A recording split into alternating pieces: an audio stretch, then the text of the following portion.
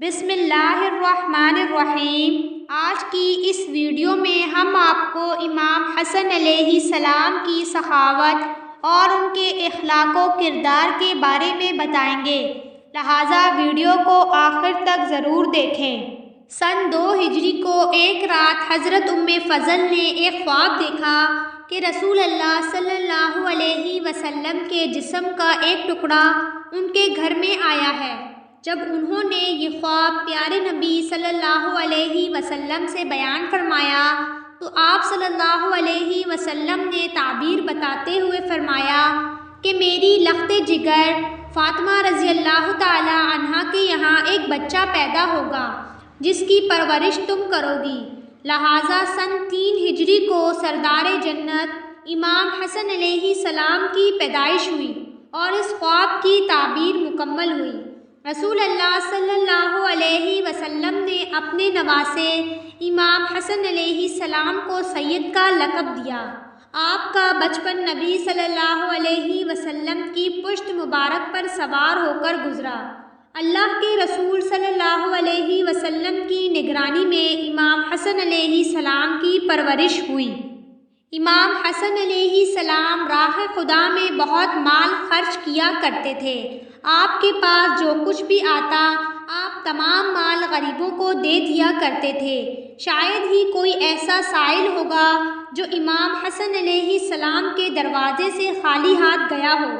امام حسن نے اپنی پوری زندگی میں 2 مرتبہ اپنا مال و دولت راہ خدا میں خرچ کر دیا تھا۔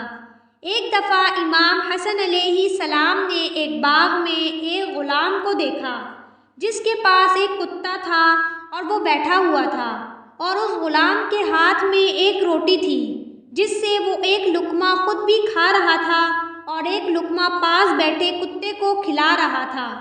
امام حسن علیہ السلام نے جب یہ منظر دیکھا تو پوچھا کہ اس کام پر تجھے کس نے اکسایا ہے؟ غلام نے جواب دیا کہ مجھے اس بات سے شرم آتی ہے کہ میں خود کھاؤں اور اسے نہ کھلاؤں۔ امام حسن علیہ السلام نے اس سے کہا کہ کہیں نہیں جانا جب تک کہ میں واپس نہ آ جاؤں۔ آپ اس غلام کے مالک کے پاس گئے اور اس غلام کو اور اس باغ سمیت جس میں وہ رہتا تھا خرید لیا، اور پھر اس غلام کو آزاد کر دیا اور وہ باغ بھی اسے بخش دیا۔ امام حسن علیہ السلام لوگوں کی مدد اور ان کی حاجت پوری کرنے کے لیے ہمیشہ پیش رہتے تھے۔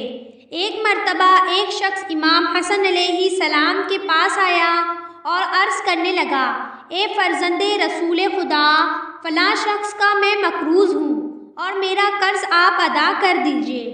امام حسن علیہ السلام نے فرمایا، خدا کی قسم اس گھر میں میرے پاس کچھ بھی نہیں ہے۔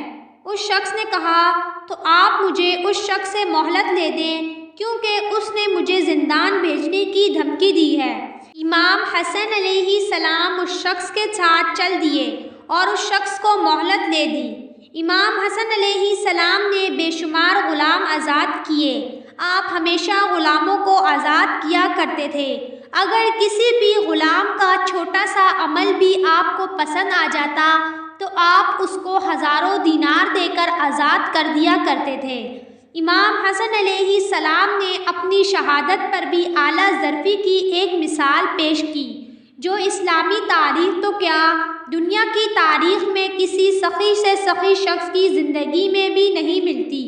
امام حسن علیہ السلام کو جب زہر دیا گیا تو امام حسین علیہ السلام آپ کے پاس آئے اور آپ کے سر مبارک کے پاس بیٹھ گئے اور کہا، اے بھائی، آپ کو زہر دینے والا کون ہے؟ امام حسن علیہ السلام نے فرمایا، کیا تم اس کو قتل کر دو گے؟ امام حسین علیہ السلام نے کہا، بے شک میں اسے قتل کروں گا۔ امام حسن علیہ السلام نے فرمایا، میرا گمان جس کی طرف ہے اگر در حقیقت وہی قاتل ہے تو اللہ تعالیٰ منتقم میں حقیقی ہے، اس کا اور میرا فیصلہ بروز محشر ہوگا اور اس کی گرفت بہت سخت ہے۔